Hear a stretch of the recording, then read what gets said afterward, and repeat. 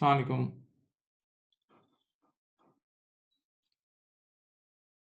Sorry थोड़ा internet का issue हो गया था, सही हो गया है।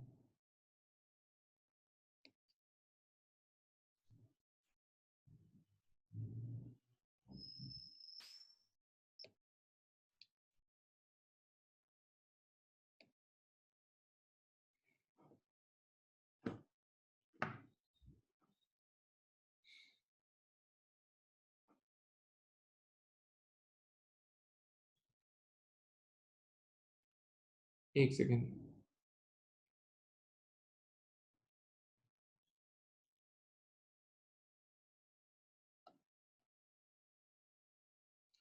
चलो जी।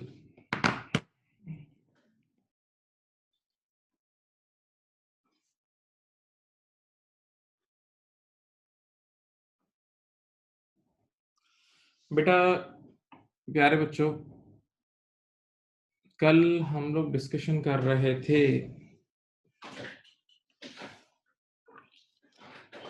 हमारी कल डिस्कशन रिवैल्यूएशन पे स्टार्ट हुई थी, याद है?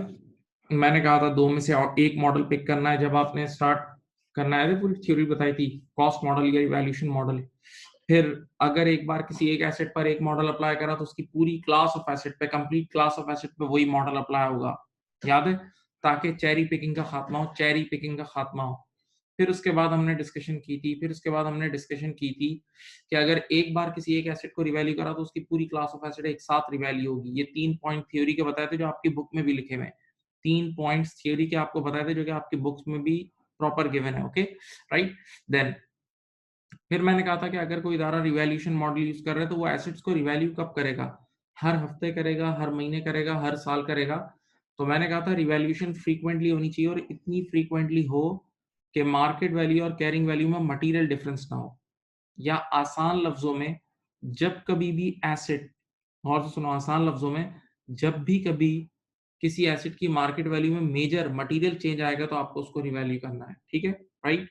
इवन वो ईयर के मिड में भी क्यों ना आए तो ईयर के मिड में भी रिवैल्यूएशन होगी। ऐसा केस भी मैं कराऊँगा इंशाल्लाह, आप लोगों को बेफ़िक्र रहें, ठीक है?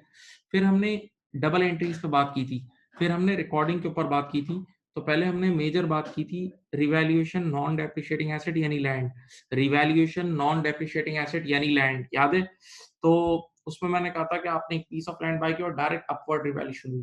तो अपवर्ड रिवैल्यूएशन जब डायरेक्ट होती थी फर्स्ट टाइम, वो इक्विटी में जाती थी यानी रिवैल्यूएशन रिजर्व में, और खरीदते ही डायरेक्ट डाउनवर्ड रिवैल्यूएशन होती थी तो पीएनएल में एक्सपेंस आउट होता था अकॉर्डिंग टू प्रूडेंस।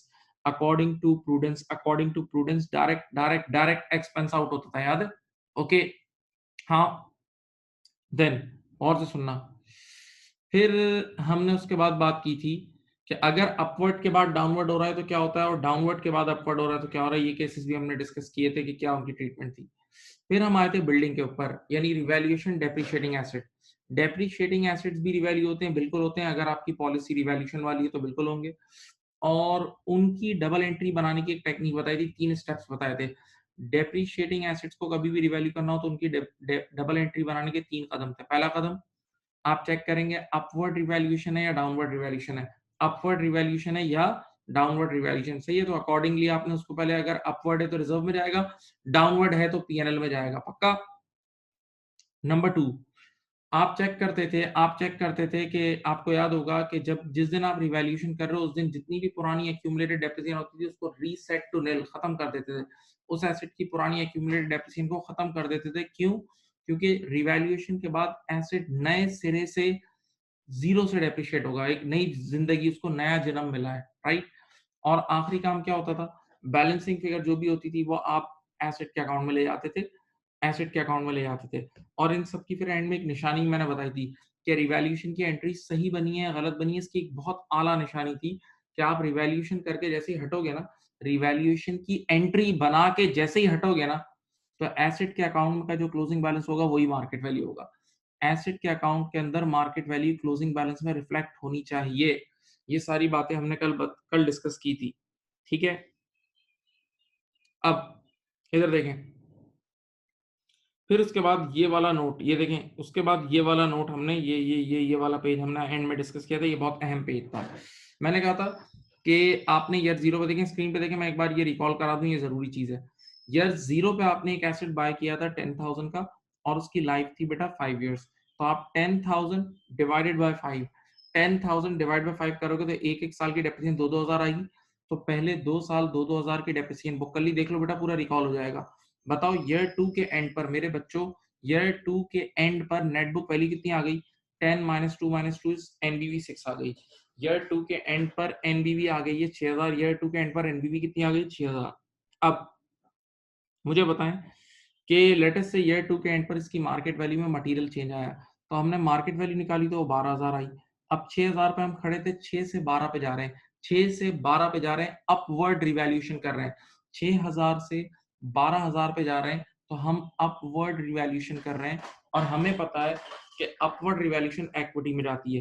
तो मेरे बच्चों ईयर 2 के एंड पर ये जो 6000 है ना, इसका रिजर्व क्रिएट होगा। मैंने एंट्री नहीं बनाई है क्योंकि एंट्री ऑलरेडी बनवा दी थी कल। सही है इसी केस की। अब अगला मुकदमा, once you have revalued the asset, how you will depreciate it in future। बेटा एक बार आपने एसेट को रिवैल्यू कर दिया, how you gonna depreciate it in future। तो डेप्रिसिएशन, फ्यूचर डेप्रिसिएशन कैसे होगी? मैंने आपको बताया था कि एसेट की मार्केट वैल्यू के हिसाब से होगी। जो भी उसकी मार्केट वैल्यू यानी रिवैल्यूड एनबीवी है, देखो ये रहा फॉर्मूला, ये आप पहले भी पढ़ चुके हो। Per year depreciation is equal to revalued NBV minus scrap value divide by remaining life. Revalued NBV को मार्केट वैल्यू भी बोलते हैं, रिवैल्यूड एनबीवी को मेरे बच्चों मार्केट वैल्यू भी कहते हैं, मार्केट वैल्यू भी कहते हैं। सही है। तो एसेट अब 12000 का हो चुका है, रिवैल्यूएशन के बाद एसेट 12000 का हो चुका है, माइनस स्क्रैप वैल्यू 0 है और रिमेनिंग जिंदगी बेटा 3 साल बची हुई है। रिमेनिंग जिंदगी कितनी बची हुई है? 3 साल। तो 12000 minus 0 divide by 3, 12000 minus 0 divided by 3 will give you 4000 per annum, will give you 4000 per annum। ये आपको 4000 पर annum इसका आंसर आ जाएगा, इसका आंसर आ जाएगा 4000 पर annum। सही है। तो आज के बाद ये 4-4000 के हिसाब से डेप्रिशिएट होके 3 साल में खत्म हो जाएगा। ठीक है। अब यहां तक तो मैंने सब बता दिया। इसके बाद मैंने एक चीज ऐसी बताई थी जो बच्चों ने ए लेवल्स में भी नहीं पढ़ी हुई, जो ए लेवल्स की बेसिक्स A2 में भी नहीं है, A2 अकाउंट्स में भी नहीं है। वो क्या थी? सुनो बेटा, आप जरा देखें, स्क्रीन को गौर से देखें। ईयर 2 के एंड पे रिवैल्यूएशन हुई है ना, ईयर 2 के एंड पे रिवैल्यूएशन हुई है, सुनना प्लीज जागे। तो जब रिवैल्यूएशन नहीं हुई थी तो एक साल की डेप्रिसिएशन 2000 आ रही थी। जब रिवैल्यूएशन नहीं हुई थी, जब रिवैल्यूएशन नहीं हुई थी तो एक साल की डेप्रिसिएशन कितनी आ रही थी? 2000। ये देखो नजर आ रही होगी तुम्हें। जब रिवैल्यूएशन नहीं हुई थी तो एक साल की डेप्रिसिएशन पर ईयर डेप्रिसिएशन कितनी? 2000। और जैसे ही मैंने एसेट को रिवैल्यू करा, जैसे ही मैंने एसेट को रिवैल्यू करा, अब एक साल की डेप्रिसिएशन हो गई 4000। क्योंकि कॉमन सेंस की बात है, जब रिवैल्यूएशन की वजह से एसेट की वैल्यू ऊपर गई, रिवैल्यूएशन की वजह से एसेट की वैल्यू ऊपर गई, तो उसके आने वाले कल की डेप्रिसिएशन भी ऊपर गई। तो भाई पहले डेप्रिसिएशन थी एक साल की 2000 और अब हो गई 4000। तो बताओ रिवैल्यूएशन की वजह से कुछ एक्स्ट्रा एक्स्ट्रा इंक्रीमेंटल डेप्रिसिएशन, मजीद इजाफी डेप्रिसिएशन क्रिएट हुई? यस। तो बेटा आने वाले सालों में मेरे बच्चों सोचो, हर साल, आने वाले सालों में हर साल 2000 की एक्स्ट्रा, 2000 की एक्स्ट्रा, 2000 की एक्स्ट्रा डेप्रिसिएशन क्रिएट होगी। जब हर साल 2000 का extra extra depreciation expense create होगा तो हर साल का प्रॉफिट 2000 से नीचे जाएगा, हर साल का प्रॉफिट 2000 से नीचे जाएगा। हर साल 2000 की एक्स्ट्रा डेप्रिसिएशन क्रिएट होगी तो हर साल का प्रॉफिट 2000 से नीचे जाएगा।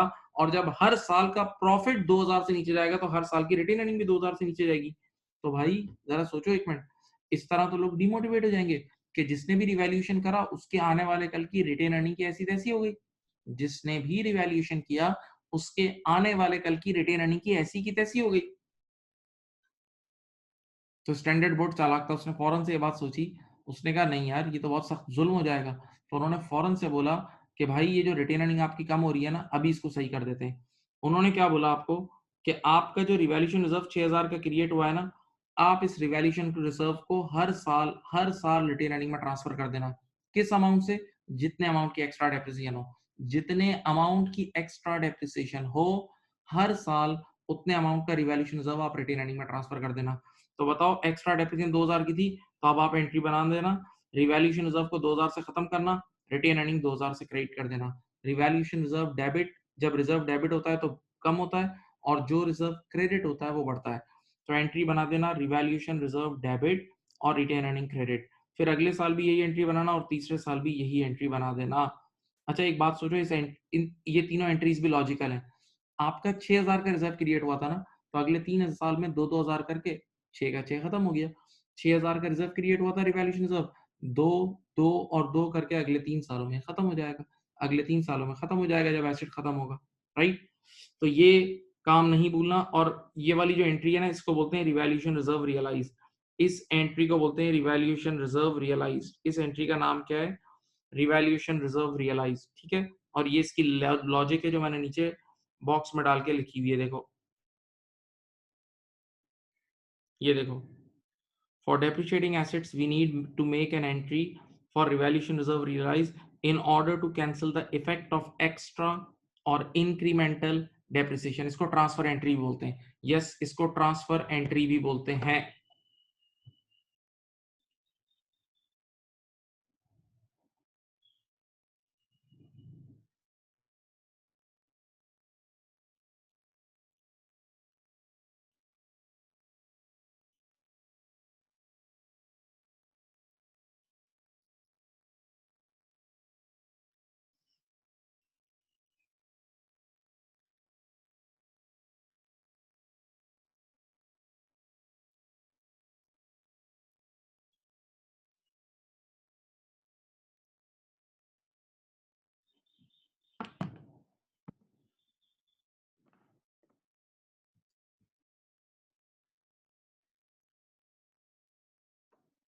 कर लिया भाई? अब मेरी तरफ देखें।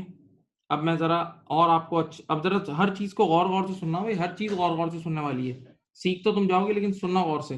देखें, अब एक आदत सुनो। आज के बाद कभी भी, आज के बाद कभी भी, देखो आप कैसे सुनो। ये है 1 जनवरी 2018, ये 31 दिसंबर 2018। मेरी बात को सुने।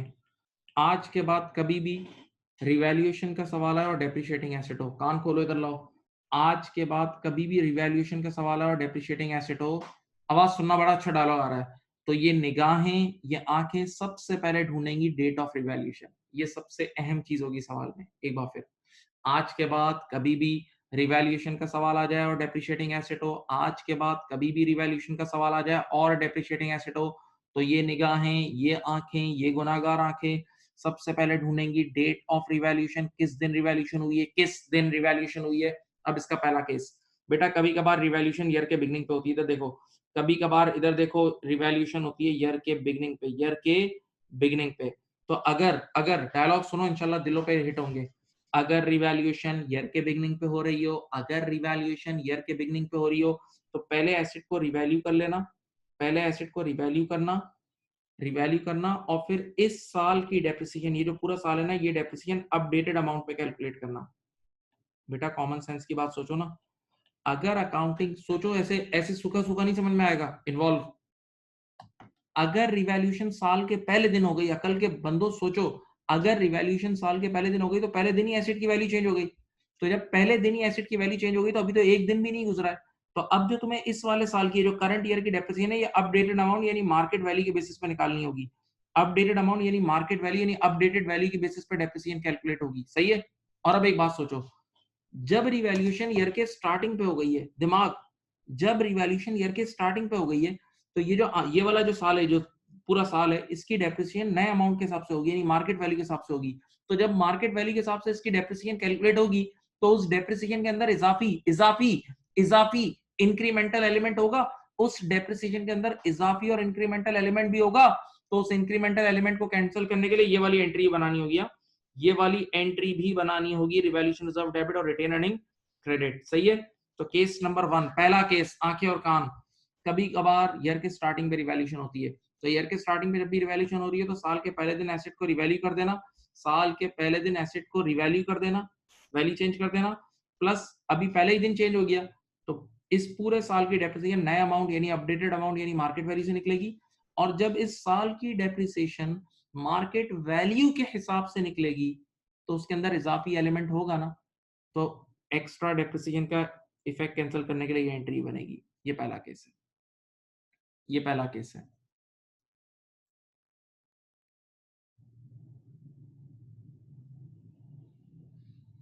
अब दूसरा केस, होश प्लीज होश। दूसरा केस इधर तो देखो, दूसरा केस, कभी कभार ऐसा होता है कि रिवैल्यूएशन मेरे बच्चों ईयर के मिड में होती है। देखो, कभी कभार रिवैल्यूएशन ईयर के मिड में होती है, आंखें खुली।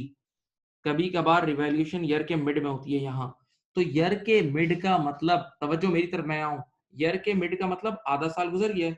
ईयर के मिड का मतलब आधा साल तो गुजर गया। एक बार फिर सुने, कभी कभार ऐसा भी होता है कि रिवैल्यूएशन ईयर के मिड में होती है।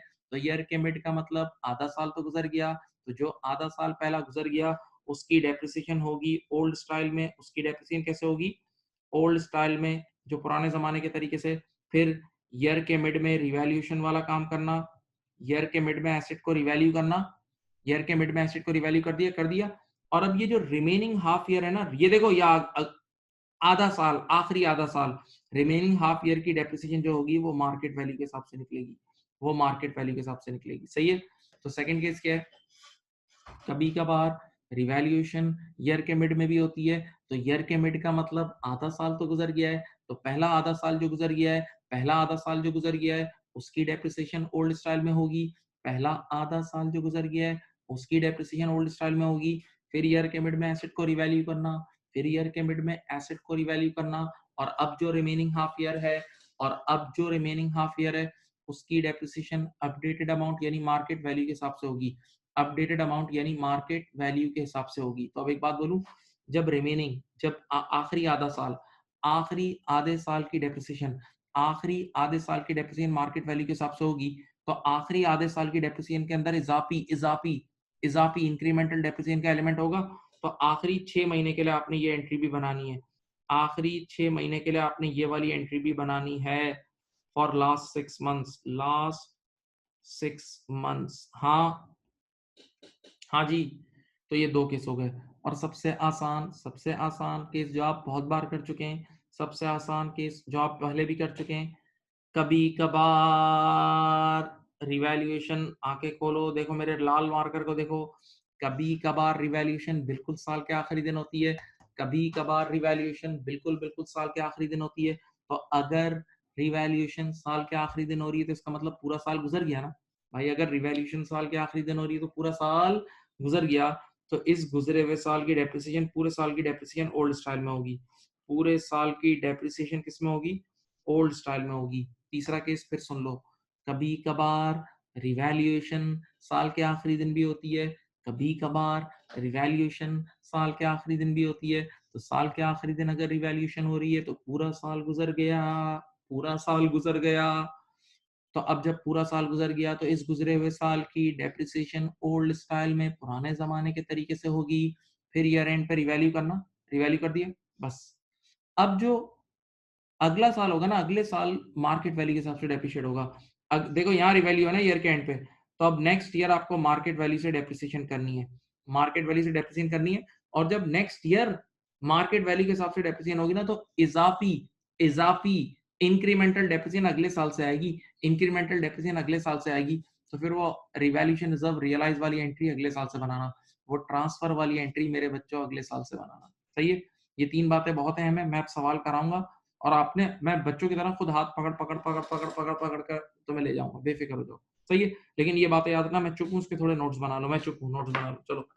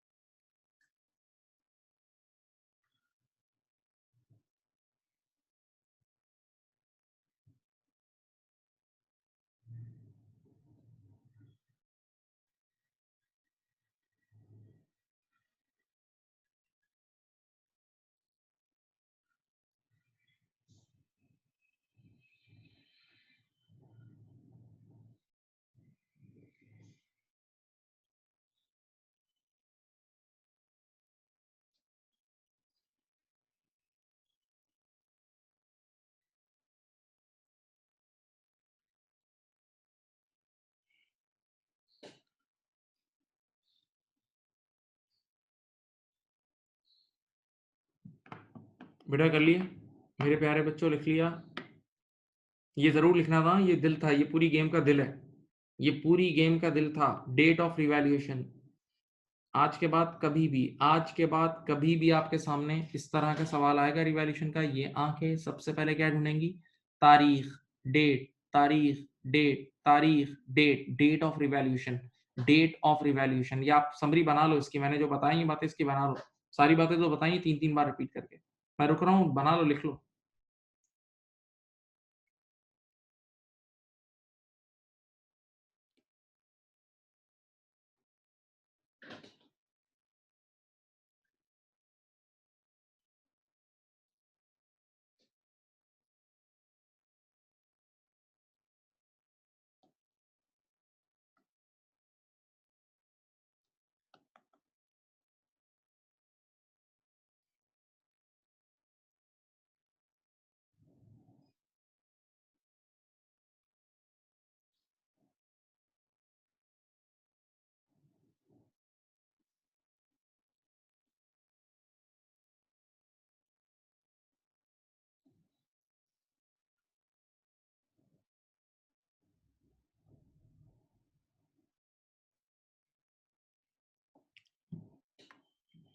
कर लिया भाई?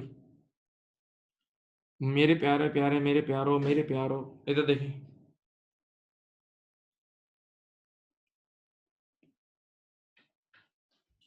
चलो मैं पहला सवाल, एक छोटा सवाल लिखता हूँ।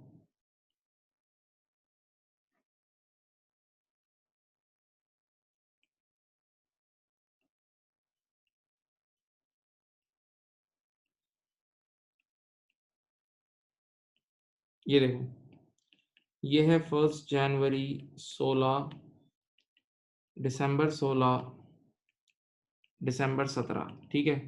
मैंने यहाँ पर एक बिल्डिंग बाय की है 1,20,000 की, उसकी लाइफ है 12 साल, ठीक है। इधर देखें, और वो रिवैल्यू हो रही है यहाँ, उसकी यहाँ मार्केट वैल्यू है 1,50,000, ठीक है बेटा।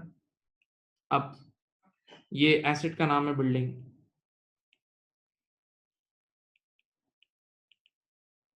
ये बिल्कुल ही बिगिनिंग क्वेश्चन है, अब समझ लो तुम लोग को आता ही है, ऐसे ही करा रहा हूँ। अच्छा, मुझे कोई एंट्रीज नहीं बनानी होंगी, हमें रिवैल्यूएशन की एंट्रीज नहीं बनानी, ये कोई ऐसा, ये मैंने उस टाइम पहले सिखा दी है, ये इतनी एक्सट्रीम एग्जामिन होने वाली चीज नहीं है।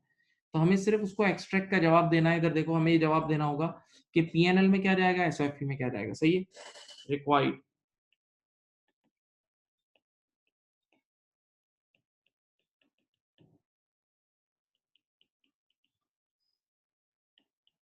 चलो देखो बेटा, 1,20,000 रुपए का एसेट लिया है, कब? 1 जनवरी 16 को। प्लीज गौर से देखें और मुझसे डिस्कशन करते रहें, और जागें, सोए मत प्लीज।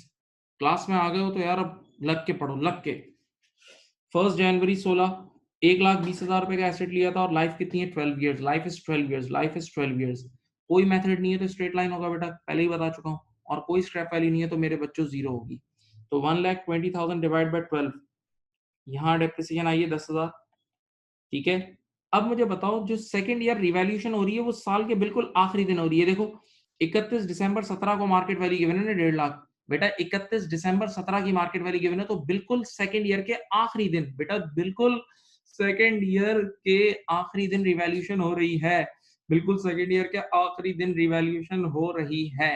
हाँ, तो इसका मतलब सेकंड ईयर गुजर गया ना, सेकंड ईयर तो गुजर गया, तो सेकंड ईयर की डेप्रिसिएशन भी ओल्ड स्टाइल में होगी। सेकंड ईयर की डेप्रिसिएशन भी ओल्ड स्टाइल में होगी, और ओल्ड स्टाइल में एक साल की डेप्रिसिएशन होती है 10,000, पक्का।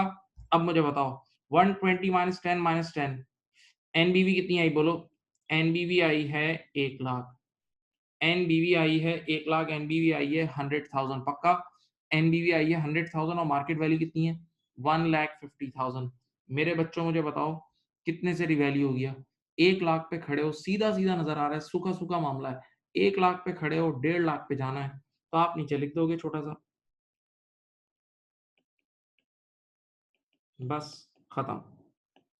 चलो मुझे बताना शुरू करो, इधर देखो, इधर तो देखो, मुझे बताओ कि सेकेंड ईयर की इनकम स्टेटमेंट में क्या जाएगा? इनकम स्टेटमेंट हमेशा फॉर द ईयर बनती है, इनकम स्टेटमेंट हमेशा फॉर द ईयर बनती है, तो सेकेंड ईयर की इनकम स्टेटमेंट में ये जाएगा, ये पीएनएल में जाएगा। पीएनएल में जाएगा फॉर द ईयर का डेप्रिसिएशन एक्सपेंस जो कि 10,000 है। पीएनएल में जाएगा फॉर द ईयर का डेप्रिसिएशन एक्सपेंस जो कि 10,000 है। पक्का? पहली बात। नंबर 2, बेटा इधर ईयर एंड पर आपको पता है एसओएफपी बनती है। 31 दिसंबर 17 को एसओएफपी भी तो बनी होगी।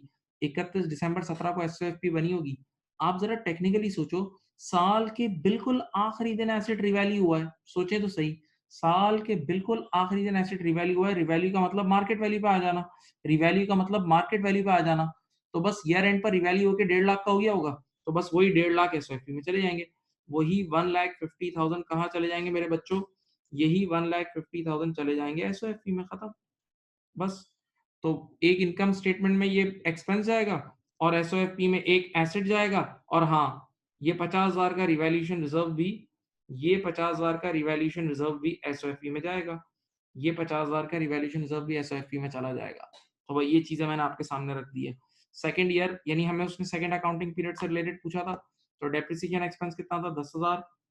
और एसओएफपी और क्लोजिंग एसओएफई 1.5 लाख है और 50,000 इज रिवैल्यूड बाय। बेटा कर लें प्लीज, कॉपी कर लें।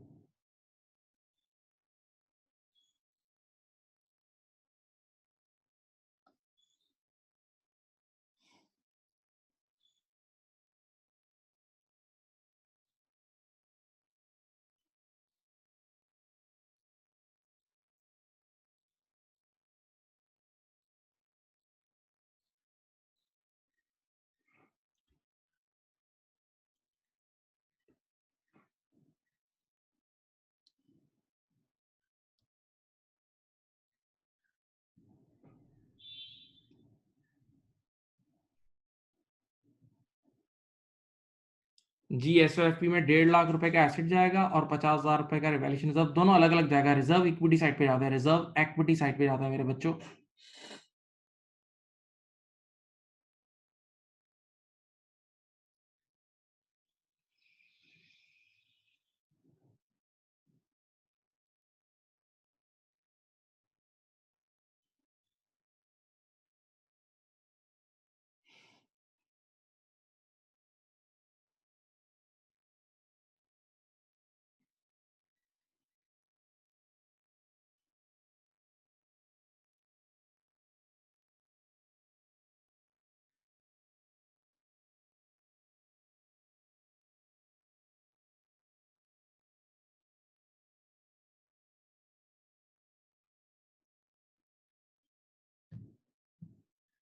कर लिया बेटा?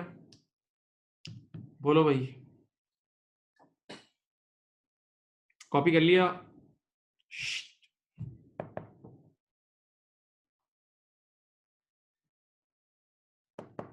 Confidence is the key. मैं फिर बोल रहा हूँ, कॉन्फिडेंटली काम करें, कॉन्फिडेंटली काम करें, जीतने के लिए खेलें प्लीज।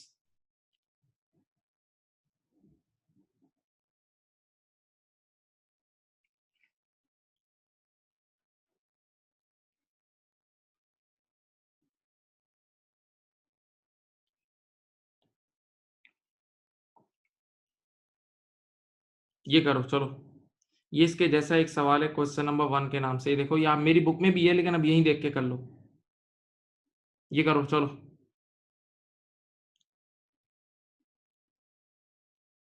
बहुत ही आसान सवाल है यार। अकाउंटिंग पीरियड देख लेना, डेट्स अच्छी तरह देख लेना।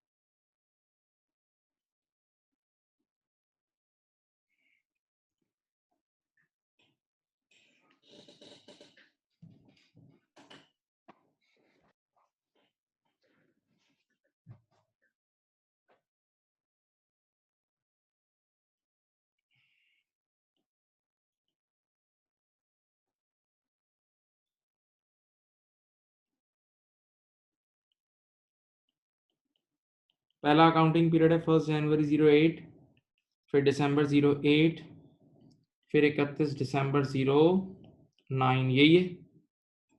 हाँ, आपने बिल्डिंग कितने की ली है 1 जनवरी 08 को? 1 लाख की ली है। 1 लाख की ली है, सीधी सी बात है। लाइफ कितनी है? 10 साल है, आसान है भाई, और कोई स्क्रैप वैल्यू नहीं है।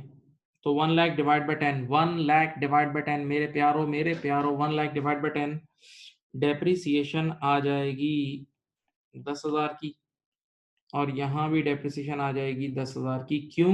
एक मिनट, मैंने हमेशा से बोला है always look at the date of depreciation. तो कब हो रहा है डेप्रिसिएशन? सुनो, ऑन 31 दिसंबर 09, ये डेट है, ये डेट है रिवैल्यूएशन की, यानी बिल्कुल साल का आखिरी दिन, सेकेंड ईयर के आखिरी दिन रिवैल्यू हो रहा है। सेकेंड ईयर के आखिरी दिन का मतलब सेकेंड ईयर तो एंड हो गया ना। तो अब बताओ, बताओ बेटा मेरे बच्चों, सेकेंड ईयर के एंड पर एनबीवी कितनी आ गई होगी? सेकेंड ईयर के एंड पर एनबीवी 80,000 रुपए आ रही होगी। सेकेंड ईयर के एंड पर एनबीवी 80,000 आ रही होगी, और ये इसकी मार्केट वैल्यू कितनी हो गई है? इसकी मार्केट वैल्यू हो गई है 1,50,000। ठीक है, तो अब मुझे बताओ कितने से ऊपर गया?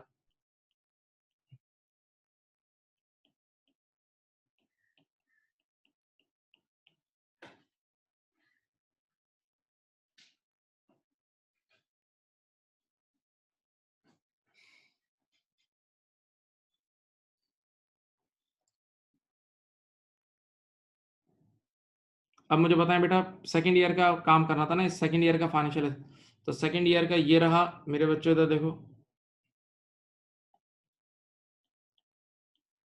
ये पीएल में जाएगा, डेप्रिसिएशन एक्सपेंस पीएल में जाएगा। अच्छा बताएं, एसओएफपी में क्या जाएगा?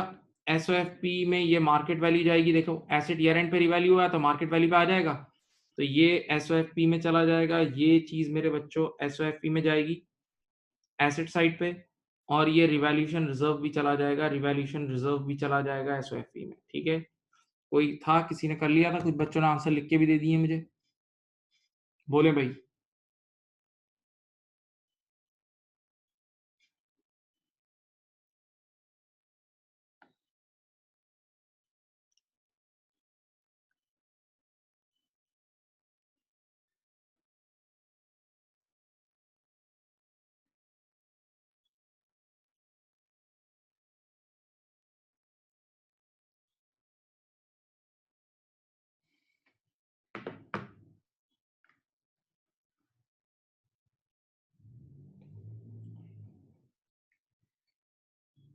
चलो कर लिया। अब मैं एक और सवाल, सेकंड केस करा रहा हूँ, अब सेकंड केस कराता हूँ, फिर पहले अपना सवाल और फिर वहीं से वो वाला क्वेश्चन कराता हूँ। चलो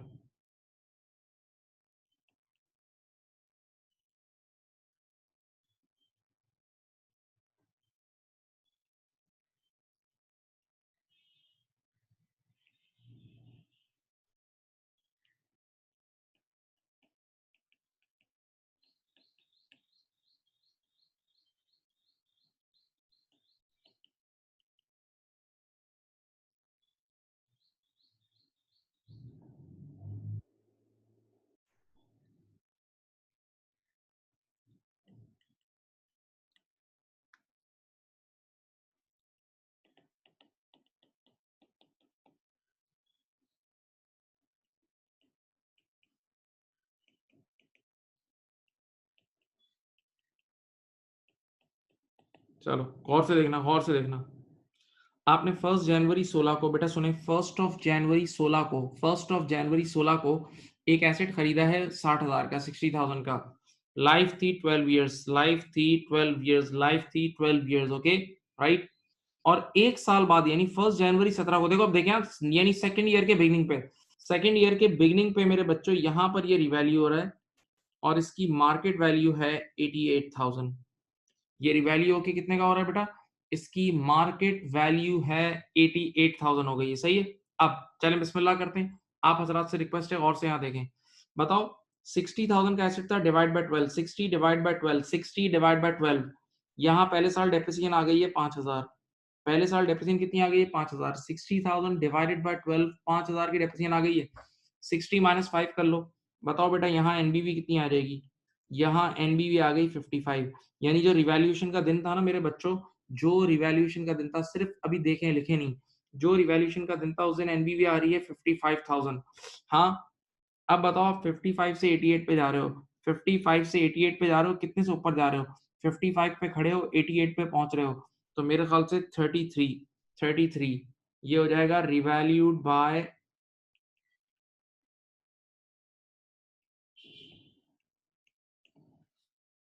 रिवैल्यूड बाय 33 रिवैल्यूड बाय 33,000 ऐसा ही है।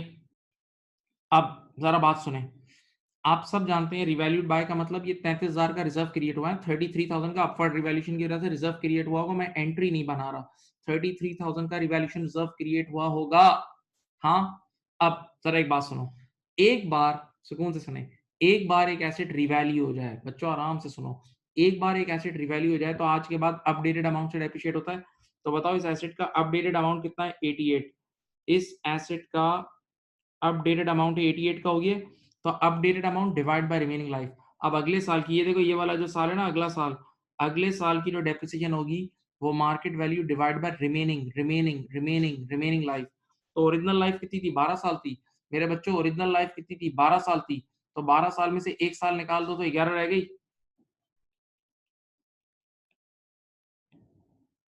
ये देखें, इधर देखें, पर ईयर डेप्रिसिएशन। अब देखो मार्केट वैल्यू 88, स्क्रैप वैल्यू तो कुछ भी नहीं है, स्क्रैप वैल्यू नहीं है तो जीरो है, डिवाइड बाय रिमेनिंग लाइफ कितनी है? 11 इयर्स। रिमेनिंग लाइफ सोचो 11 इयर्स है, तो 88 डिवाइड बाय 11 कितना होता है? 8,000 होता है। 88 डिवाइड बाय 11 8,000 होता है। तो अब देखो इस साल की डेप्रिसिएशन कितनी आई है? 8,000 आई है। अब जरा सोचें सब मिलके, सब मिलके सोचें, सब मिलके सोचते हैं, सब मिलके सोचते हैं, यहाँ देखें, सब मिलके सोचते हैं, इधर देखो बेटा, इस आखिरी साल के बिगनिंग में, आखिरी साल के बिगनिंग में एसेट था 88 का, आखिरी साल के बिगनिंग में एसेट था 88 का, और इस आखिरी साल में 8,000 से और डेप्रिशिएट भी तो हुआ। आखिरी साल के बिगनिंग में एसेट था 88 का और इस आखिरी साल में 8,000 से डेप्रिशिएट भी तो हुआ। तो 88 माइनस 8, 88 माइनस 8 एनबीवी है 80,000 बेटा। ये रही आखिरी साल के एंड की, ये लो ये रही एनबीवी। ठीक है, ये चली जाएगी आपके पास एसओएफपी में बेटा। आखिरी साल के एंड पर जो एसओएफपी बनेगी 31 दिसंबर 09 के एंड पे जो एसओएफपी बनेगी उसमें एनबीवी जाएगी 80,000 की, उसमें एनबीवी कितनी जाएगी? 80,000 की एनबीवी जाएगी। ओके, अच्छा, अच्छा, इनकम स्टेटमेंट हमेशा फॉर द ईयर बनती है, इनकम स्टेटमेंट हमेशा फॉर द ईयर बनती है बेटा। ये आखिरी साल के पीएनएल में कितने डेप्रिसिएशन जाएगा? ये पीएनएल में चला जाएगा, ये आखिरी साल के पीएनएल में चला जाएगा।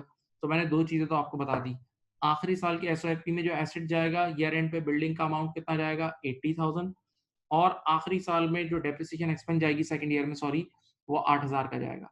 अब एक और मजे की चीज है, जो असल चीज है, जो ए लेवल में भी नहीं थी, मैंने कहा था जो डिफरेंट चीज है, देखें यहाँ, बताओ अगर तुम इस रिवैल्यूएशन को नहीं कर रहे थे तो एक साल की डेप्रिसिएशन थी 5,000। देखें, अगर रिवैल्यूएशन तुम नहीं कर रहे थे तो एक साल की डेप्रिसिएशन थी 5,000 और रिवैल्यूएशन के बाद एक साल की डेप्रिसिएशन कितनी हो गई? 8। पहले थी 5 अब हो गई 8, पहले थी 5 अब हो गई 8। तो बताओ इंक्रीमेंटल यानी एक्स्ट्रा यानी इजाफी, इजाफी डेप्रिसिएशन 3,000 होगी। तो जितने अमाउंट की इजाफी डेप्रिसिएशन होगी उसकी वजह से आपका प्रॉफिट और रिटेन अर्निंग गिरा होगा ना। तो मैंने याद है आपको एक एंट्री सिखाई थी, ये वाली, ये देखो ये वाली एंट्री ट्रांसफर की। तो जितने अमाउंट की एक्स्ट्रा डेप्रिसिएशन है उतना रिजर्व, उतना रिवैल्यूएशन रिजर्व रिटेन अर्निंग में ट्रांसफर कर लो, उतना रिवैल्यूएशन रिजर्व रिटेन अर्निंग में ट्रांसफर कर लो। तो रिवैल्यूएशन रिजर्व डेबिट और retained earning credit, revaluation reserve debit और retain earning credit, revaluation reserve debit और रिटेन अर्निंग क्रेडिट, ऐसा ही है। अब सोच के बताओ, तुम्हारे पास जिस ईयर के बिगनिंग में जब रिवैल्यूएशन हुई थी, देखो मेरी तरफ देखो, ईयर के बिगनिंग में जब रिवैल्यूएशन हुई थी तो रिवैल्यूएशन रिजर्व था 33,000 का। ईयर के बिगनिंग में जब रिवैल्यूएशन हुई थी तो रिवैल्यूएशन रिजर्व 33 का था। ये 33 में से कितना कम हो गया? 3,000। ये 33 में से ड्यूरिंग द ईयर कितना ट्रांसफर हो गया? 3,000। तो बताओ ईयर एंड पर जो तुम्हारा रिवैल्यूएशन रिजर्व यहाँ होगा ना, यहाँ जो रिवैल्यूएशन रिजर्व होगा वो 30,000 का होगा। ईयर के एंड पे जो रिवैल्यूएशन रिजर्व होगा बेटा वो 30,000 रुपए का होगा, देख लो। ईयर के एंड पे जो रिवैल्यूएशन रिजर्व होगा वो 30,000 रुपए का होगा। आपके सामने क्वेश्चन सॉल्व हुआ हुआ है, आपके सामने क्वेश्चन सॉल्व हुआ है, लाजमी कॉपी करें, लाजमी कॉपी करें।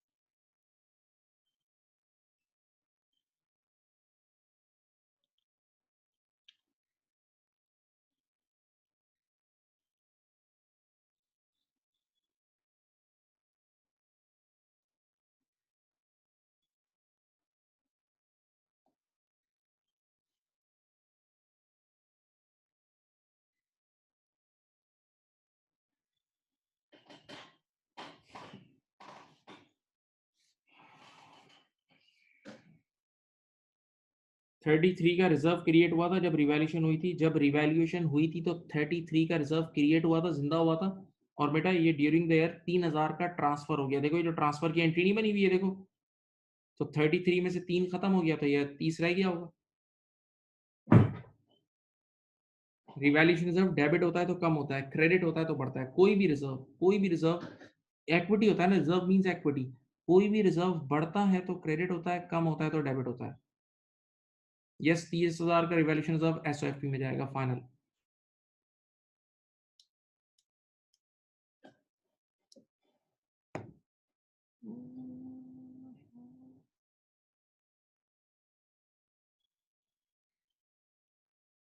कर लिया भाई? बोलो बेटा बच्चों, प्यारे बच्चों।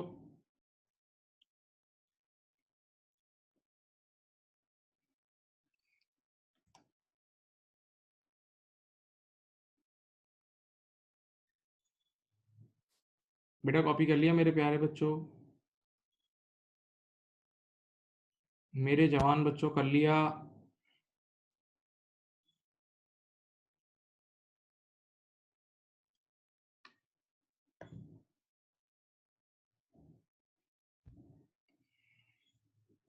आगे बढ़ रहा हूँ।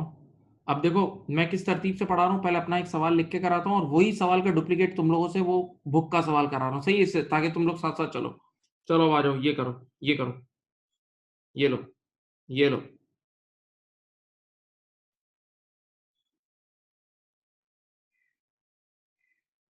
अब डेट ऑफ रिवॉल्यूशन अच्छी तरह देख लेना।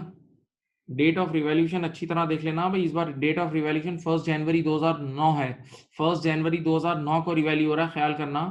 1 जनवरी 2009 को रिवैल्यू हो रहा है, ख्याल करना, ख्याल करना।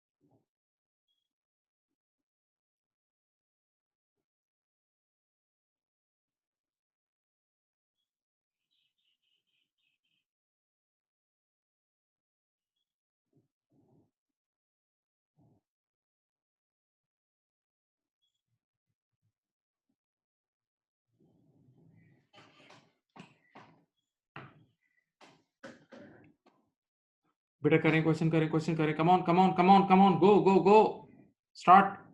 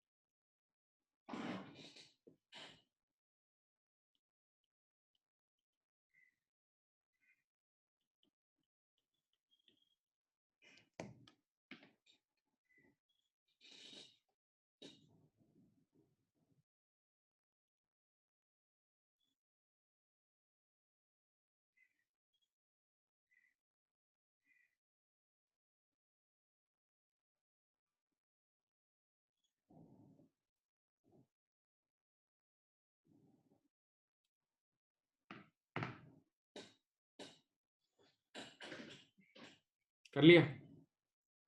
चलो इधर देखो, इधर देखो, इधर देखो, कोई मुश्किल नहीं है, कोई मुश्किल नहीं है, सिर्फ 7, सिर्फ 7। 80,000 रुपए का एसेट लिया था, लाइफ है 20 साल। 1 जनवरी 08 को 80,000 की बिल्डिंग ली थी, लाइफ 20 ईयर्स है। तो 80,000 डिवाइड बाई 20 मेरे ख्याल से 8,000 आता है। पहले साल 8,000 की डेप्रिसिएशन बुक कर ली। अब देखो सबसे इंपॉर्टेंट डेट ऑफ रिवैल्यूएशन क्या है, 1 जनवरी 2009। डेट ऑफ रिवैल्यूएशन है 1 जनवरी 2009। इस दिन वही वाला केस है जो अभी कराया था, उसका डुप्लीकेट है। तो बताओ इस दिन 80 माइनस 4 एनबीवी 76 होगी, जबकि मार्केट वैल्यू है 95। तो बेटा 76 से 95 पे जाओगे तो ये हो जाएगा 19,000।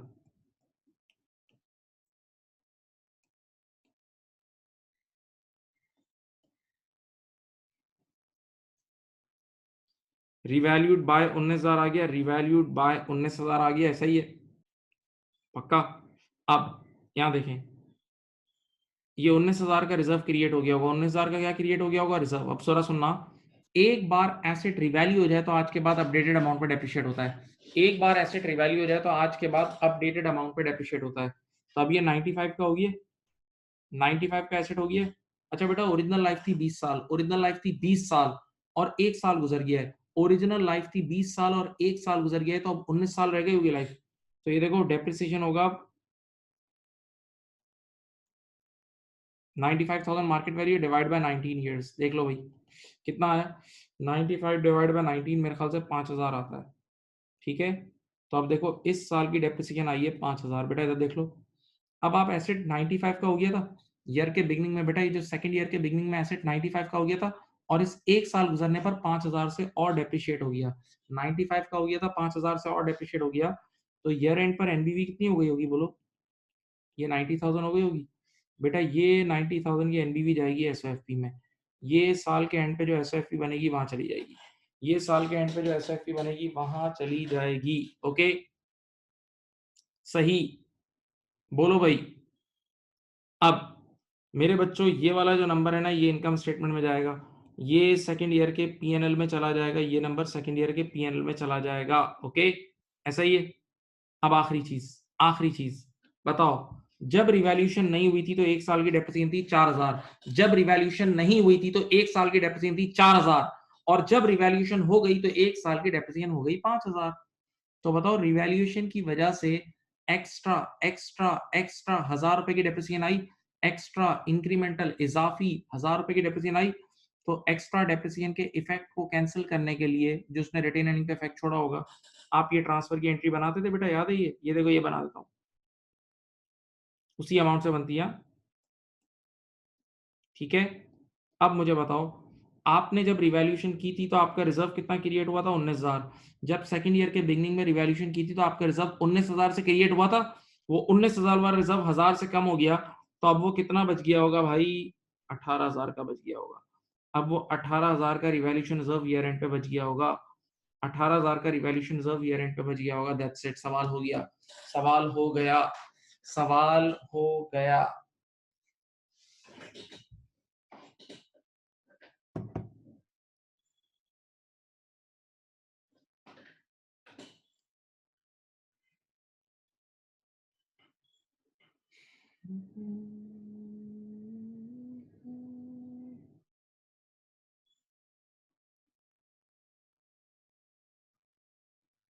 बेटा सबने कर लिया तो बताएं, मेरा मानना ये मेजोरिटी ने कर लिया होगा। अच्छे बच्चे पढ़ रहे हैं, बेकार नहीं पढ़ रहे हैं। कर लिया था बेटा, आप लोगों से हुआ होगा, डेफिनेटली हुआ होगा, कोई मुश्किल नहीं, थोड़ा सा कंसंट्रेशन चाहिए थी और कुछ नहीं है।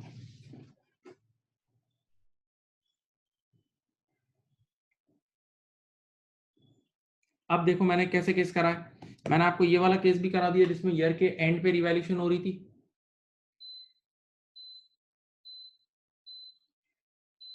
ये वाला केस भी करा दिया जिसमें ईयर के एंड पे रिवैल्यूएशन हो रही थी, ईयर के बिगनिंग वाला भी। अब मैं चुन के करा रहा हूँ ईयर के मिड वाला, ईयर के मिड की रिवैल्यूएशन का केस करा रहा हूँ, ईयर के मिड की रिवैल्यूएशन वाला केस करा रहा हूँ, ईयर के मिड वाली रिवैल्यूएशन वाला केस तुम्हारे सामने पेश करता हूँ। ठीक है,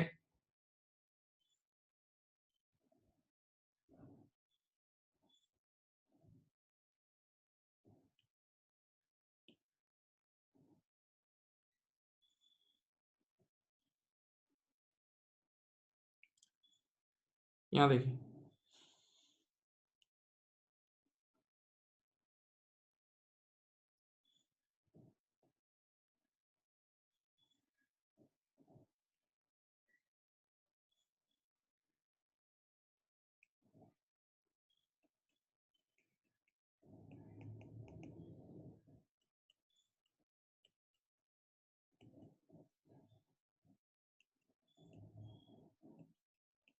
काम वही होगा, काम वही है, पहले बोल रहा हूँ।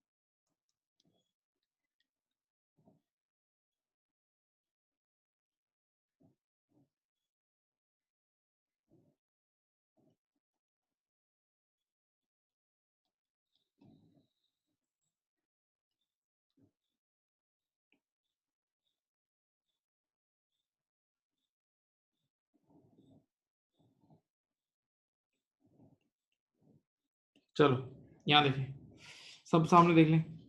अब आपके सामने देखें, दो अकाउंटिंग पीरियड है। पहले अकाउंटिंग पीरियड देख लें। 1 जनवरी 17 से लेके 1 जनवरी 18 और फिर 1 जनवरी, फिर 31, एक मिनट, ये डेट गलत डाल दी है।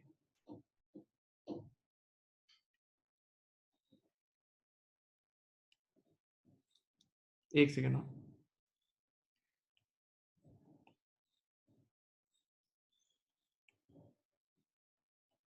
ये देखें भाई, 1 जनवरी 17 से लेके 1 जनवरी 18 और फिर 31 दिसंबर 18, दो अकाउंटिंग पीरियड नजर आ रहे हैं। ये दो अकाउंटिंग पीरियड बाउंड्रीज नजर आ रही हैं। अब बेटा रिवैल्यूएशन कब हो रही है? सेकंड ईयर के मिड में। सेकंड ईयर के मिड में, सेकंड ईयर के मिड में यानी 1 जुलाई 2018 को रिवैल्यूएशन हो रही है। 1 जुलाई 2018 को रिवैल्यूएशन हो रही है। 1 जुलाई 2018 को रिवैल्यूएशन हो रही है। ओके, पक्का? अब जरा मेरी बात सुने। आपने एसेट बाय किया है 90,000 का और लाइफ कितनी है? 18 ईयर्स। 90,000 का एसेट बाय किया था, लाइफ थी 18 ईयर्स। 90 डिवाइड बाय 18 करो, 90 डिवाइड बाय 18 करो, मेरे ख्याल से इस साल की, पहले साल की डेप्रिसिएशन आ जाएगी 5,000। 90,000 डिवाइडेड बाय 18 करोगे तो ये आ जाएगी 5,000। सही है? पक्का? ओके, मेरी बात सुनना। अब जरा दिमाग से सोचें, सेकेंड ईयर के मिड में रिवैल्यूएशन हो रही है, सेकेंड ईयर के भी मिड में रिवैल्यूएशन हो रही है, तो सेकेंड ईयर के मिड में रिवैल्यूएशन का मतलब पहला आधा साल तो गुजर गया ना। सेकेंड ईयर का फर्स्ट हाफ ईयर तो गुजर गया ना। तो सेकेंड ईयर का जो पहला आधा साल गुजरा है तो वो तो गुजर गया, तो वो ओल्ड स्टाइल में डेप्रिशिएट होगा। फिर सुन लो भाई, सेकेंड ईयर को अगर आप आंखें खोल के देखो तो सेकेंड ईयर के मिड में रिवैल्यूएशन हो रही है, तो पहला आधा साल गुजर गया, तो पहला आधा साल जो है ना ओल्ड स्टाइल में डेप्रिसिएशन होगी, ओल्ड स्टाइल में डेप्रिसिएशन होगी। और ओल्ड स्टाइल में पूरे साल की डेप्रिसिएशन 5 थी, तो आधे साल की डेप्रिसिएशन कितनी होगी? 2500। आधे साल की डेप्रिसिएशन होगी 2500। पूरे साल की 5000 थी, तो आधे साल की 2500 होगी। अब अभी तक रिवैल्यूएशन शुरू नहीं हुई है। अब बताओ, 90,000 में से 5 और ढाई, 5000 और 2500, 7,500 लेस करोगे तो बताओ एनबीवी कितनी आ जाएगी? यहाँ एनबीवी आ जाएगी तुम्हारे पास 82,500। ये देख लो बेटा, रिवैल्यूएशन वाले दिन की एनबीवी कितनी आ जाएगी? 82,500। रिवैल्यूएशन वाले दिन की एनबीवी कितनी आ जाएगी? 82,500। पक्का? अब बताओ, तुम 1 जुलाई 2018 को 82,500 पे खड़े हो और वहां से 165 पे जा रहे हो, वहां से 165 पे जा रहे हो, बताओ कितने से अपवर्ड हुआ? कितने से अपवर्ड हुआ? 82,500 पे खड़े हो और 165 पे जा रहे हो। 82,500 से 165 मेरे ख्याल से उतने से ही ऊपर गए। ये हो जाएगा रिवैल्यूड बाय, ठीक है, ऐसा ही है, ऐसा ही है। पक्का? अब मुझे बताओ, एक बार एसेट यहाँ रिवैल्यू हो गया, एक बार एसेट यहाँ रिवैल्यू हो गया, कितने का हो गया? 165 का हो गया। एक बार एसेट रिवैल्यू हो गया तो आज के बाद अपडेटेड अमाउंट से डेप्रिशिएट होगा। आज के बाद अपडेटेड अमाउंट से डेप्रिशिएट होगा। यहाँ कर रहा हूँ, देखो इधर पर ईयर डेप्रिसिएशन, सब बच्चे यहाँ देखें। आज अपडेटेड अमाउंट क्या है? अब रिवैल्यू होके 165 पे आ गया है, एसेट रिवैल्यू होके 165 आ गया है, लेकिन एक बड़ी मजे की बात सुनो, updated amount divide by remaining life, मेरी तरफ बेटा, मेरी तरफ, updated amount divided by remaining life. बच्चों रिमेनिंग लाइफ कैसे निकालोगे?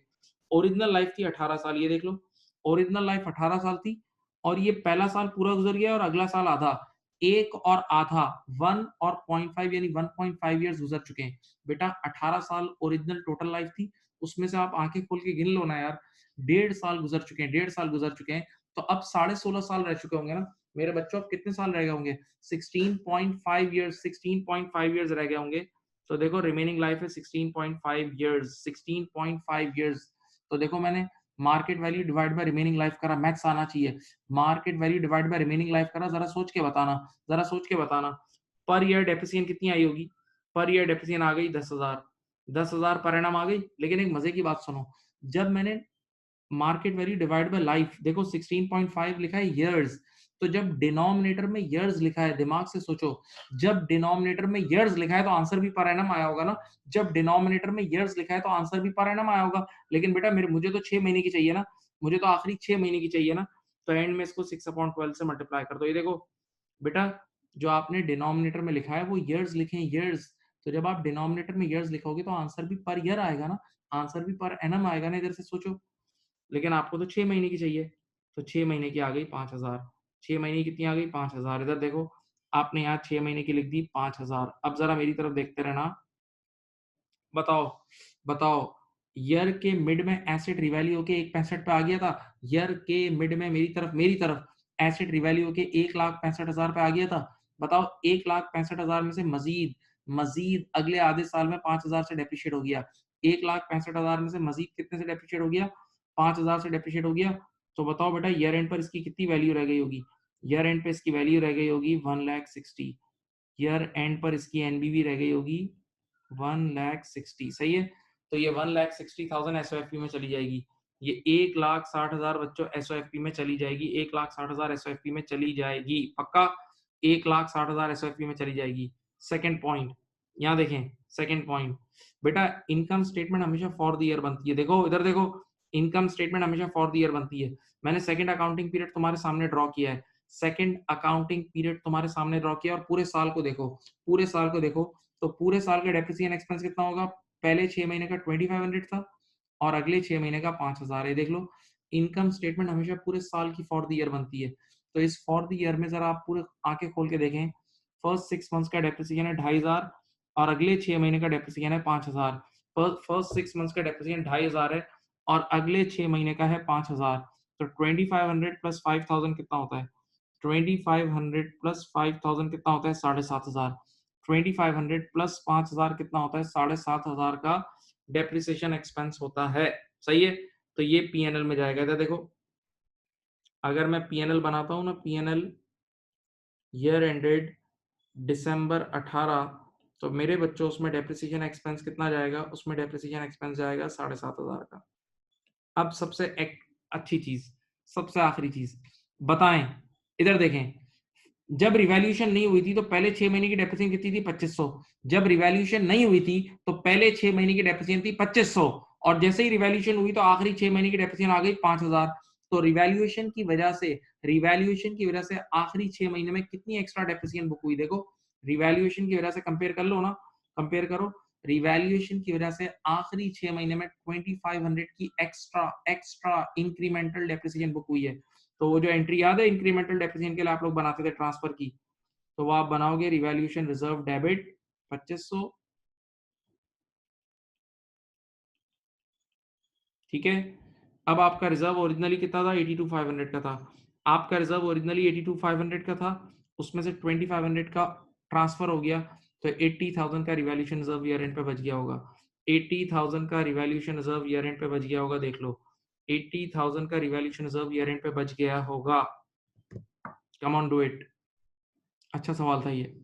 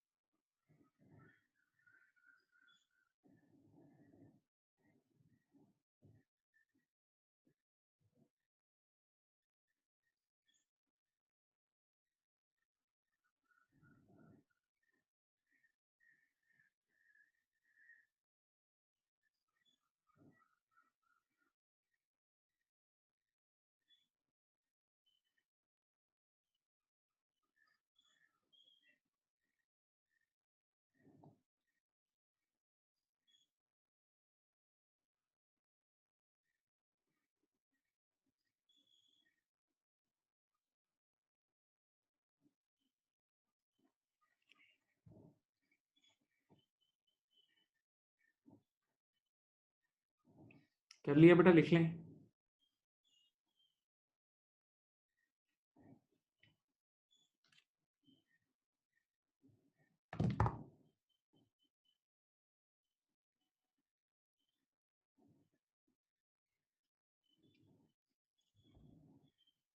बच्चों, प्यारे बच्चों, लिख लें प्लीज।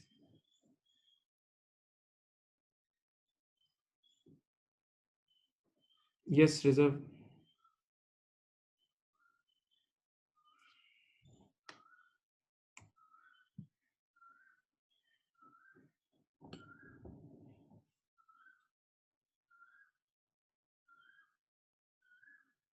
बेटा कर लिया, बोलो। बाकियों ने कर लिया, बताएं यार।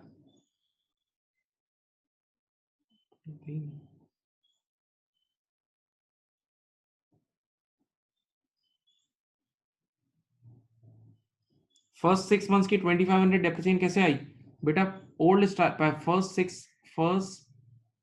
फर्स्ट 6 मंथ्स की जो डेप्रिसिएशन थी ना, वो ओल्ड स्टाइल में निकली थी।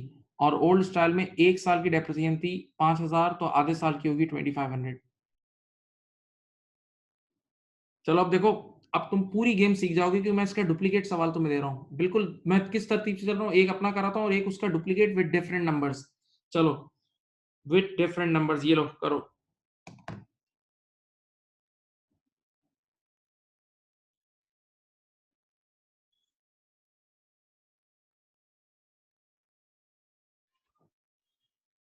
करो जी,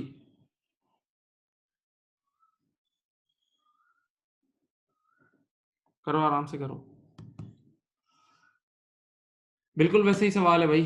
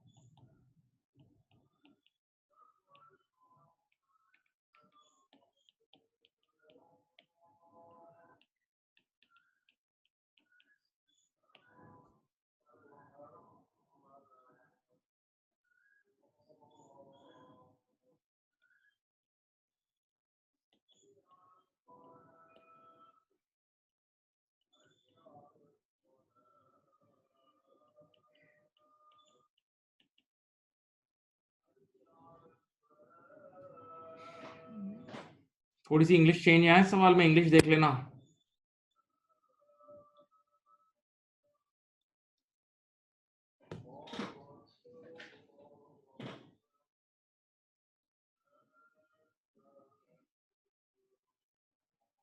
इस सवाल की अंग्रेजी थोड़ी डिफरेंट है, पहले मैं बोल रहा हूँ, इस सवाल की इंग्लिश थोड़ी डिफरेंट है। सुने, आपने 1 जनवरी 08 को 2 लाख का एसेट बाय किया। आपने 1 जनवरी 2008 को बेटा 2 लाख का एसेट बाय किया। उसकी लाइफ कितनी है? 10 इयर्स। उसकी लाइफ कितनी है? 10 इयर्स है। Okay, 2 lakh divide by 10, 2 lakh divide by 10, एक साल की डेप्रिसिएशन कितनी आ गई? 20,000। अब मुझे बताएं क्वेश्चन में डेट ऑफ रिवैल्यूएशन क्या है? साफ साफ लिखिए 1 जुलाई 2009। ये देखो लिखी है ना, ये 1 जुलाई 2009, यानी सेकंड ईयर के मिड में, सेकंड ईयर का मिड। ठीक है, अब सबसे पहला काम तो ये कर लो कि सेकंड ईयर के मिड तक की डेप्रिसिएशन निकाल लो। बेटा पहले साल की डेप्रिसिएशन तो 20,000 आ गई। अब जरा सोचो, सेकंड ईयर ये रहा, ये रहा सेकंड अकाउंटिंग पीरियड। भाई जरा बड़ी बड़ी दीवारें बना दो। सेकंड ईयर ये रहा, सेकंड ईयर के मिड में जाके रिवैल्यूएशन हो रही है। सेकंड ईयर के मिड में जाके रिवैल्यूएशन हो रही है। मिड में जाके रिवैल्यूएशन का मतलब पहला आधा साल गुजर गया ना। मिड में जाके रिवैल्यूएशन का मतलब पहला आधा साल तो गुजर गया ना बेटा। तो जो पहला आधा साल गुजर गया उसको ओल्ड स्टाइल में डेप्रिशिएट करेंगे। पहले आधे साल को ओल्ड स्टाइल में डेप्रिशिएट करेंगे। और ओल्ड स्टाइल में एक साल की डेप्रिसिएशन 20 है। ओल्ड स्टाइल में एक साल की डेप्रिसिएशन 20,000 है। तो आधे साल की डेप्रिसिएशन यहाँ 10,000 होगी। हाँ, अब चलो मुझे बताओ, इधर देखो, इधर देखो, पहले एनबीवी निकाल लेते हैं। 200,000 माइनस 20 माइनस 10, 200 माइनस 20 माइनस 10, एनबीवी आ गई 170। ठीक है, अब बेटा, अब जरा इंग्लिश पढ़ना। आज से पहले तुम्हें रेडीमेड मार्केट वैल्यू गिवन होती थी। आज से पहले रेडीमेड मार्केट वैल्यू गिवन होती थी। अब तुम्हें एक इंग्लिश गिवन है, रिवैल्यूड बाय। रिवैल्यूड बाय का मतलब चेंज, चेंज। रिवैल्यूड बाय का मतलब चेंज। देखो पढ़ो, company revalued this building upward bye 85, यानी 85,000 का चेंज आया। तो बताओ, ऑलरेडी तुम 170 पे खड़े थे, ऑलरेडी तुम 170 पे खड़े थे और 170 से तुम 85 ऊपर गए। 170 पे खड़े थे और देखो 85 ऊपर गए, तो कहां पहुंच गए होगे? तुम 170 पे खड़े थे और 85 ऊपर गए तो 255 पे, 2,55,000 पे पहुंच गए होगे। तुम 2,55,000 पे पहुंच गए होगे। तुम 2,55,000 पे पहुंच गए होगे। तुम 2,55,000 पर पहुंच गए होगे। ओके, पक्का? तुम 2,55,000 पर पहुंच गए होगे। अब यहां तक तो क्लियर है। अब एक बार एसेट रिवैल्यू हो जाए तो अपडेटेड अमाउंट पे डेप्रिशिएट होता है। तो देखो अपडेटेड, मैं आने वाले कल की डेप्रिसिएशन तो मैं निकाल के दिखाता हूँ। पर ईयर डेप्रिसिएशन ये देखें, इसकी मार्केट वैल्यू कितनी हो गई है? 255। मार्केट वैल्यू ये हो गई है, डिवाइडेड बाय रिमेनिंग लाइफ कोई निकाल सकता है? बिल्कुल निकाल सकता है। ओरिजिनल लाइफ थी 10 साल, ओरिजिनल लाइफ थी 10 साल, और एक और आधा यानी 1.5 ईयर गुजर चुके हैं। एक और आधा यानी 1.5 ईयर गुजर चुके हैं। तो 10 साल में से 1.5 ईयर लेस कर दो। 10 साल में से 1.5 ईयर लेस कर दो तो 8.5 ईयर्स आ जाएंगे। हाँ, चलो, 255,000 divide by 8.5 years, 255,000 divide by 8.5 years, बेटा करो डिवाइड। ये आता है 30,000 पर एनम, 30,000 पर एनम। अच्छा, एक बिल्कुल आपस की बात हूँ, मेरे बच्चों एक बात सुनो। जब तुमने डिनोमिनेटर में ईयर्स लिखे हैं, जब तुमने डिनोमिनेटर में ईयर्स लिखे तो आंसर भी पर एनम आएगा। आंसर भी क्या आएगा? पर एनम आएगा ना। हाँ, पक्का? तो अब आप इसको कर लें। आपके पास तो आखिरी 6 महीने बचे ना, तो इसको 6/12 कर लें।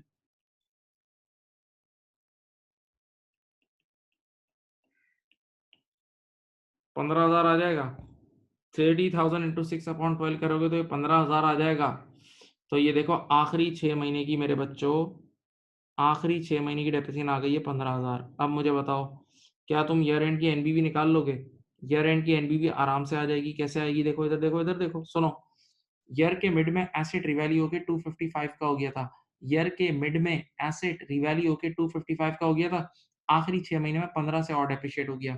255 में से 15 और डेप्रिशिएट हुआ तो ये 2,40,000 रह गया। 2,40,000 रह गया। बोलो भाई, 2,40,000, 2,40,000 तुम्हारे सामने ईयर एंड पे रह गया। मेरे बच्चों, ये नंबर जो है ना, ये वाला जो नंबर है, ये एसओएफपी में जाएगा। ये वाला नंबर एसओएफपी में जाएगा ईयर एंड पे। पक्का? अच्छा, दूसरी चीज क्या है कि हम जो इनकम स्टेटमेंट बनाते हैं वो फॉर द ईयर बनाते हैं। हम जो इनकम स्टेटमेंट बनाते हैं फॉर द ईयर, तो इस पूरे साल की डेप्रिसिएशन निकाल लो। इस पूरे साल को एक फुल नजर देखो तो पूरे साल की डेप्रिसिएशन कितनी होगी? 10 और 15, पहले 6 महीने की 10, आखिरी 6 महीने की 15, 10 और 15 25 होगी। तो ये जो पीएनएल अगर मैं बनाऊं ना, पीएनएल अगर मैं बनाऊं तो वो उसमें डेप्रिसिएशन कितनी जाएगी, 25। उसमें डेप्रिसिएशन एक्सपेंस जाएगा 25,000 का डेप्रिसिएशन एक्सपेंस जाएगा। उसमें डेप्रिसिएशन एक्सपेंस मेरे प्यारे प्यारे बच्चों 25,000 का जाएगा। उसमें डेप्रिसिएशन एक्सपेंस 25,000 का जाएगा। 25,000 का डेप्रिसिएशन एक्सपेंस जाएगा। ओके, सही, ऐसा ही है। बोलो अब आखिरी चीज, बेटा बताओ, जब तुमने रिवैल्यूएशन नहीं की थी तो पहले 6 महीने की तुम्हारी डेप्रिसिएशन आ रही थी 10,000। जब तुमने रिवैल्यूएशन नहीं की थी तो पहले 6 महीने की डेप्रिसिएशन आ रही थी 10,000, और रिवैल्यूएशन के बाद आपकी पहले आखिरी 6 महीने की डेप्रिसिएशन आ रही है 15। भाई रिवैल्यूएशन नहीं हुई थी तो पहले 6 महीने में 10,000 की डेप्रिसिएशन थी, और अब रिवैल्यूएशन के बाद 6 महीने की डेप्रिसिएशन 15 की हो गई। तो बताओ आखिरी 6 महीने में एक्स्ट्रा एक्स्ट्रा इंक्रीमेंटल डेप्रिसिएशन कितनी आई है? इंक्रीमेंटल डेप्रिसिएशन आई है 5,000।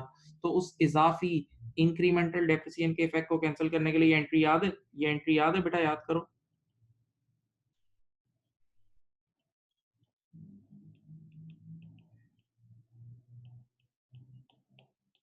याद आया?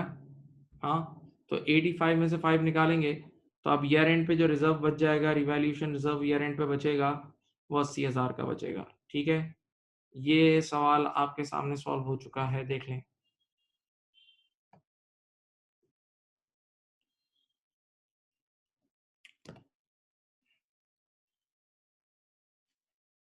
मार्केट वैल्यू 255 कैसे हुई? 170 पे खड़े थे, 170 पे खड़े थे और 85 से ऊपर गए। इंग्लिश पढ़ो मेरे दोस्त। 85 का इस बार चेंज गिवन है, चेंज।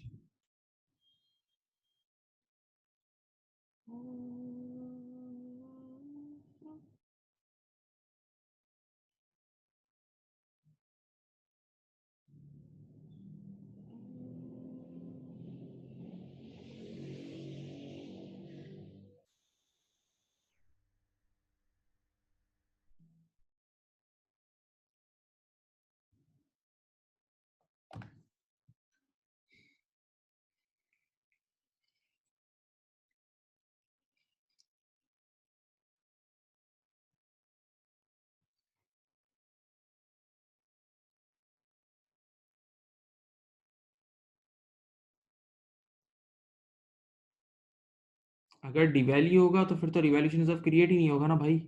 एक minute, direct first time downward revaluation हो तो पीएनएल, फिर तो रिवैल्यूशन है ही नहीं।